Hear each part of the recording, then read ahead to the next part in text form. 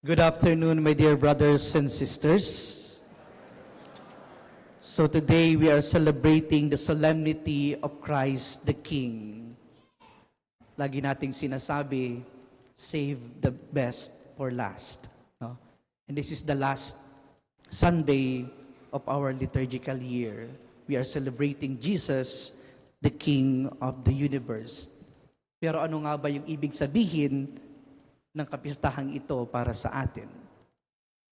There was a story about the Queen Victoria, an old lady, and her neighbors. So the story goes like this. No? During the reign of Queen Victoria of England, she would occasionally visit even the humble cottages of her subjects. And there was an old lady, a deeply religious lady, for she was a Christian, and her neighbor would often ridicule her for her faith. No? Then one time, the queen visits her, and to test her, her neighbors ask her in front of the queen.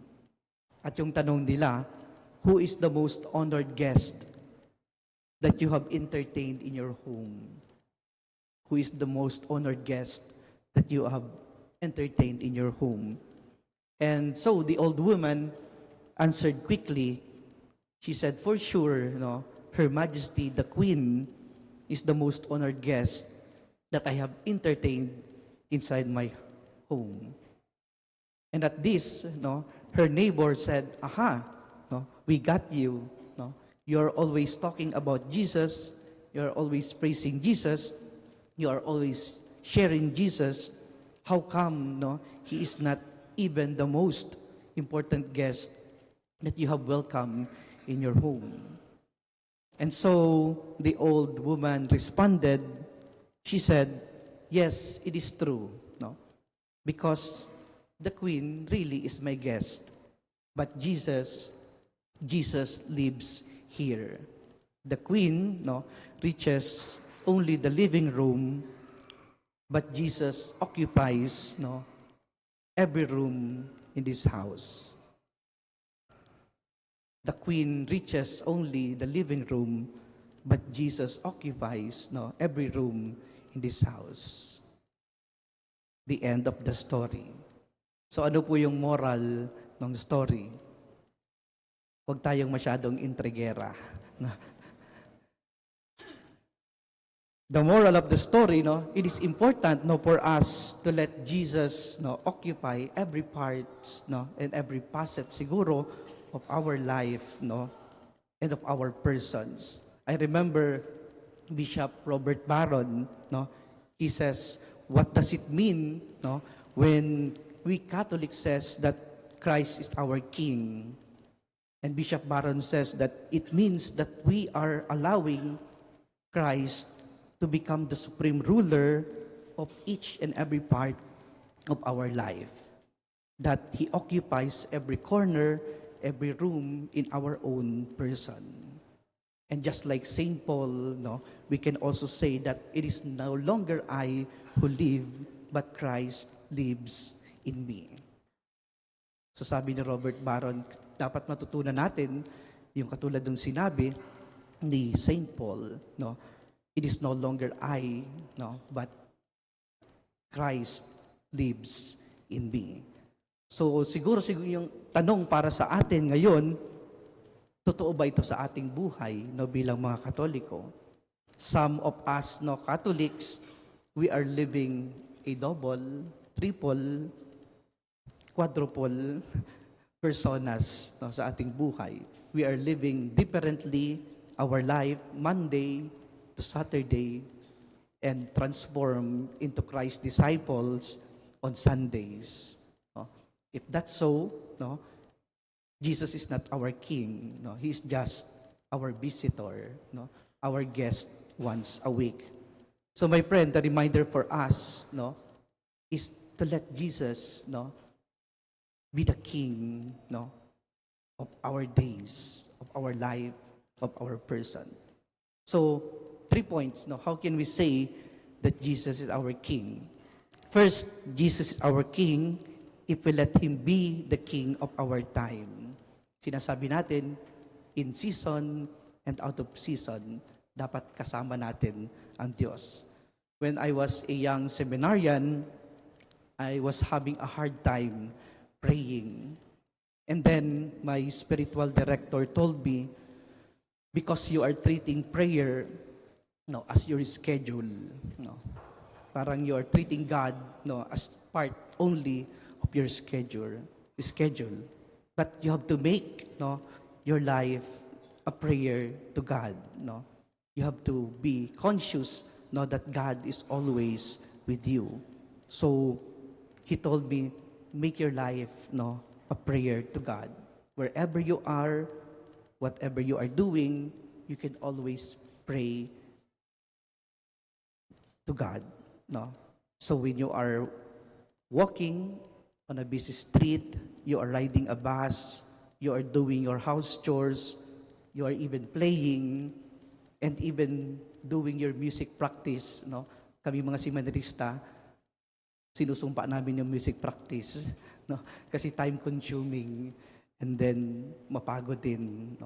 But sometimes we have to offer it to God in a form of prayer. Na, totoo naman, every moment, kasama natin ang Diyos. We say that God is omnipresent. Lagi siyang present. Everywhere, anywhere.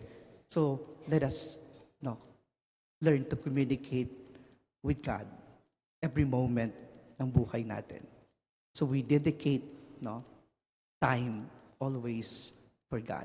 So we can say that Jesus is our King if we let Him be the King of our time. Second, we can say that Christ is our King if we let Him be the King of our thoughts and actions. Meaning that we are choosing always the good over the bad. We are choosing not the wrong things, but we are choosing to become better person always.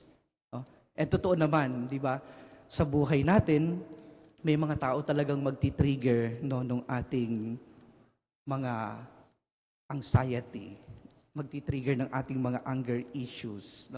May mga taong magpapakulo ng dugo natin, magpapaputi ng mga buhok natin.